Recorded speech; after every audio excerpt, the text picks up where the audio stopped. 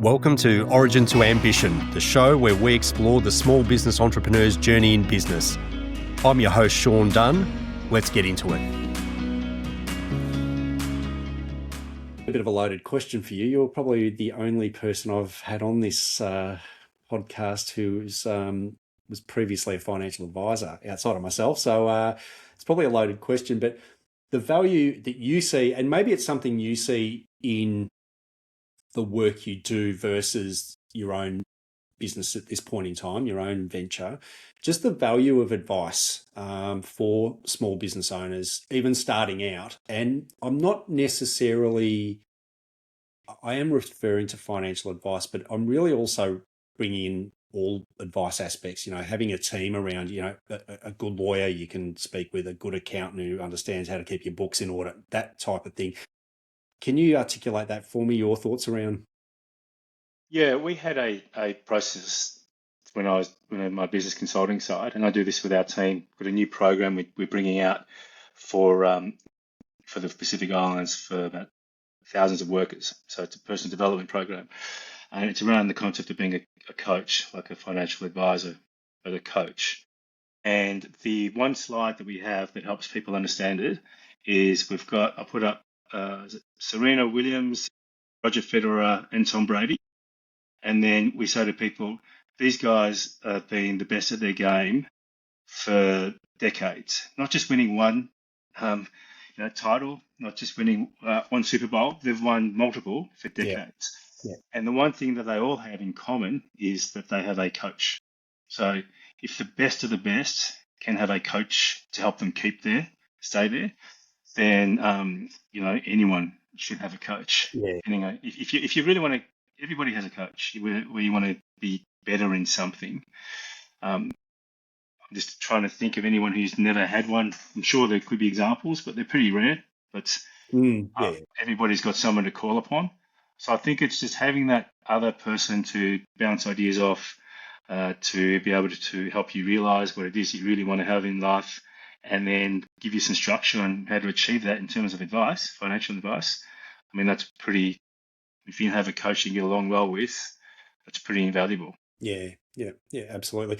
You just touched on something and the thoughts just kind of floated away as you said it. Talking about the coaching and the way I'm stumbling through this, I'm sure the production team will edit this all out and tidy this up. But talking about coaching, so what I was trying to get to was, especially for anyone listening who's maybe starting out. So this is new for them. They want to be a business owner or start an entrepreneurial venture or project.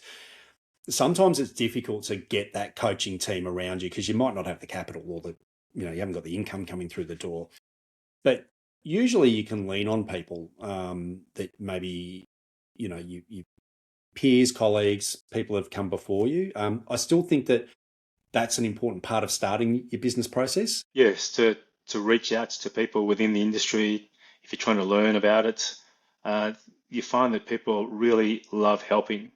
If you reach out to somebody, and they especially love helping new people into their industry. Yeah. And as well as that, I mean, we live in the most intense information age in history. There's no shortage of resources that people can access. Yes, well, that's true too. Yeah, absolutely. Yeah, absolutely. I'm going to circle back to Island Spirit again, if that's all right. So just on a personal note, what drives you to do everything that you do every day? Good question. I often think about I don't know if you've seen the movie Meet Joe Black. It's so there's this scene there. Anthony Hopkins, he's a media mogul, and he's about to die, and then there is, I think Joe Black is the he's the who would you call him? Grim Reaper kind of thing. Saying, okay, your time's up. And he's having a chat to him, deep and meaningful chat. He's this billionaire, and there's one line in that movie that always stuck out with me, and that was that he said, I'd always thought there was more to life than buying something for $1 and selling it for $2. You got to make something for yourself. And for me, that I think comes down to a little bit of my upbringing, a little bit religious, So maybe there was this sense of needing to save, to help people. But there's always a Samoan background, but there's always been this family and this desire to help others, and it really comes from that space. So everything I've done has always been had that underlying factor. Well, how does it actually help people? How does it make a contribution? And how are you bettering the world rather than just doubling something that you're buying? So I think that's been a factor since the beginning. That's why I got into wanting to join the UN. Yeah, yeah, And now in the work that I'm doing, we've been able to help over 6,000 people apply for a permanent residence into Australia, and that's saving and that's changing thousands of people's lives because they get to come and have a better life. They have a job, so and they're structured, so they're I know that's a sensitive topic in some respects, but people are coming over with a job and contributing to the economy, and they're putting their kids through school in Australia. They're sending money back home, and it's that's kind of the impact that I. It's nice to come full circle back after yeah, yeah, when you yeah. start out that. So that's always been a driver, just trying how to make a difference. What were your challenges when you first started with Island Spirit? Yeah, so the main challenge was pulling together the actual a workable business plan to put into the tender. So what it was that we needed to have a team in the islands, plus we needed to have some strong governance and awareness, marketing awareness in Australia. So the biggest piece for us was actually getting the right people in the roles. And so my role, I took this to the company and said, look, I can sort the Pacific out. I can get the team there just through contacts, but it's going to take some time. And for me, that was the biggest thing, really, just getting the right people. That Yeah, was because everything else is really just business. Everything else that you do, you build your processes. Everyone does all that. You do your strategy maps. Everyone does that. Your value propositions, but it's really getting the right people. That was so. There's a lot of transferable skills yeah, within business, yeah, but if you don't have the right people on the ground, I find you can spend a lot of time and managing. And I've been really, really fortunate that we've got an amazing team. We don't have to do any management really in terms of implementation. yeah. That's yeah. People hard. You got to get it Yeah, right. You got to Well, it's hard if you can't get it right. It's really hard. Yeah. So I hear what you're saying. You just touched on something though. It's interesting you said it because I think we should circle back a fraction. You talked about strategy and developing strategy and all the things that you normally do in business. So, and I want to touch on that because my specialization, or one of them, is I provide financial advice to small business entrepreneurs. That's what I do. I'm often surprised when I meet a new client that a lot of that stuff hasn't been done, which is why things might not be, they might have what's at its core really good business, but it's not operating optimally. So I often encounter people, this is not a criticism, it's an observation. I often encounter people that have started a business either out of passion or just transferring a skill into doing it for themselves type thing. So it's almost like by accident to a degree, and then they realize they're in a business. So a lot of that work hasn't done, but your sort of prior couple of decades of study, working in business, having a crack at one or two things that might not have gone quite to plan, and therefore, you're winning or you're learning. So your thoughts on that? Because you sort of said that like that's normal, and I agree with you, but I sort of see that it's not normal sometimes. that's a really good point, Sean. For myself, it was really way back in 2003 when I was a practice manager at MLC. We had a strategy map process that we went through in a client value proposition that we did with financial advisors. And I still use that document and that process. And I've used that in all my businesses. And it's just a template. There's lots of different ways to do it. But for me, I just find that easy. And I guess it also comes to the fact that my parents were always big on education. So it Mm. always try and better yourself. That's why I've had business coaches. Why I still listen to personal development. podcasts, always trying to find ways to better myself. Maybe that's why it's in there. And then for me, having a business plan, well, I had to do that at the beginning in previous businesses to get funding, for example. So Yeah. just part of that process. But I can totally understand. I'd love to be in a position where I just fell into a business and I was doing so well, I didn't have to worry about it. A business plan. That would be great. Yeah. But I think when you have to, and especially when you go through a response, a tender response or a pitch, you got to have some structure and thought process into your delivery. And Yeah, and I completely understand. Like, and look, when I started Dominion Capital, my business, I wrote a lengthy business plan and strategy document, for that.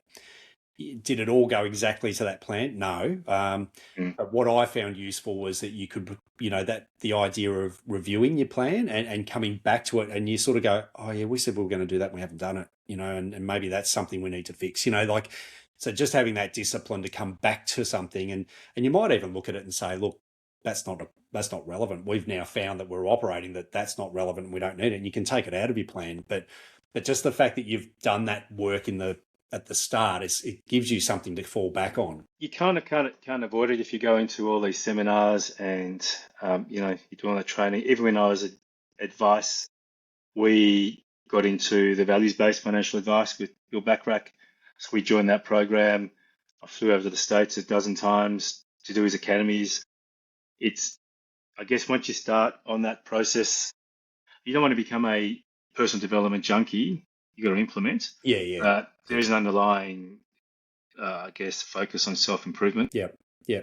That's another interesting one. I think you've already really answered it just through telling me your story, but I find a lot of business owner entrepreneurs do have a growth mindset, and part of that, when I say growth mindset, and that might sound a bit cliched, but and it might not be formal education all the time, but always learning. Like, I find a lot of entrepreneurial types are constantly looking to improve and learn. And I made a bit of a joke earlier, but we use that saying in our house with our kids all the time, you're winning or you're learning, So is that something you found true with the people you like, potentially with yourself? Obviously, I mean, not in potentially, it's obvious in the story, but even the people you work with, do you find that is a trait of success?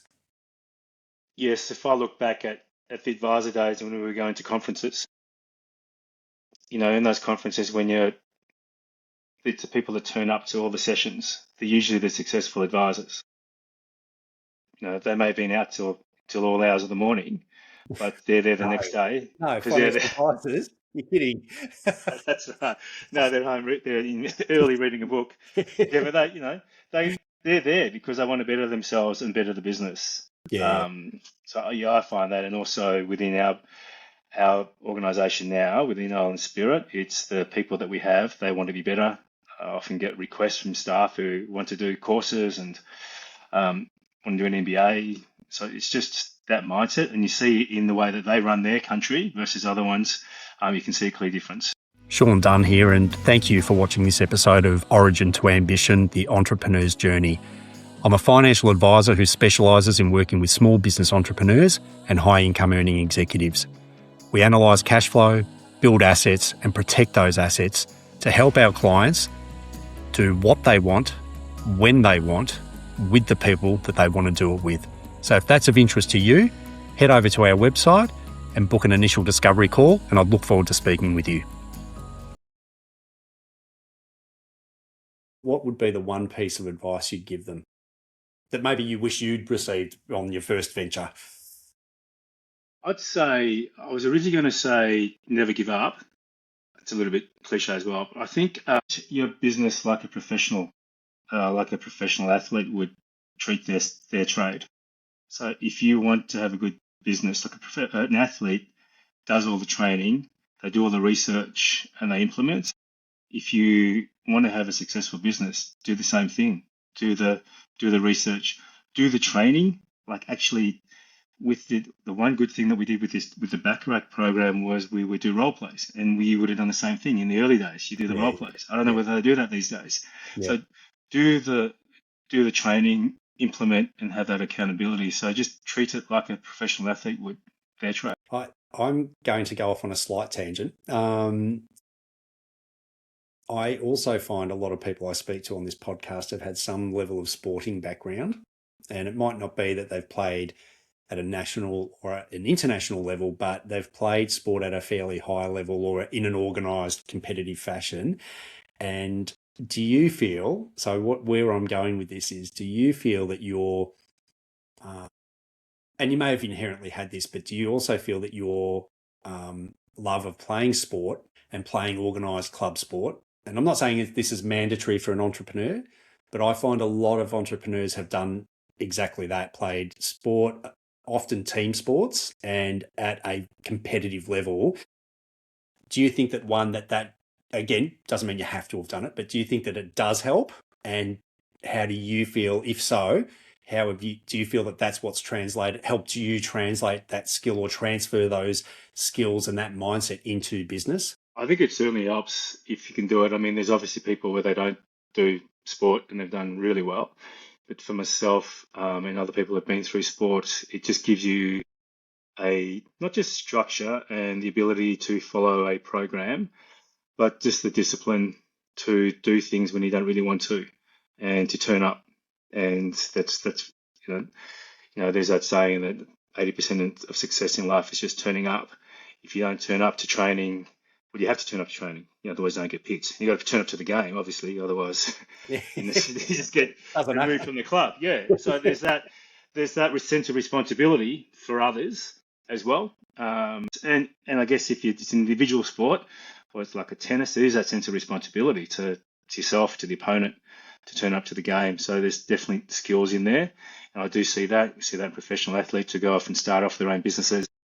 They just maintain that level of intensity. Yes. And they just transfer that into their business. Yeah. Sorry, that was not a planned question, Jason. But you've touched on coaching and that mindset, and you mentioned earlier that you played rugby and you loved rugby. So I'm not surprised, is what I guess I'm saying, is that, that those, I often do find that those skills do come across into the broader business world or entrepreneurial mindset. They're quite transferable, and for all of the reasons you just said. So thank you for that. But it's an interesting one. It seems to be becoming more the norm with these chats that I'm having with people. Maybe I gravitate towards a certain type. Yeah. I think it's the other benefit of it is that not just an entrepreneurial, it's just good. It helps you as a person.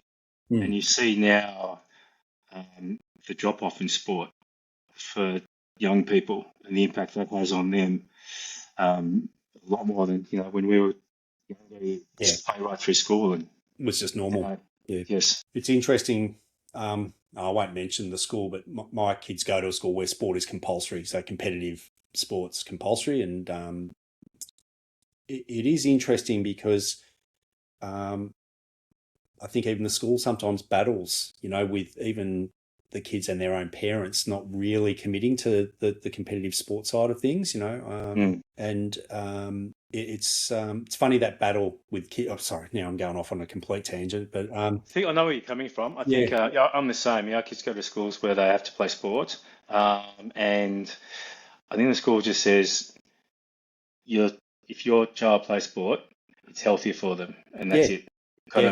It's going to happen.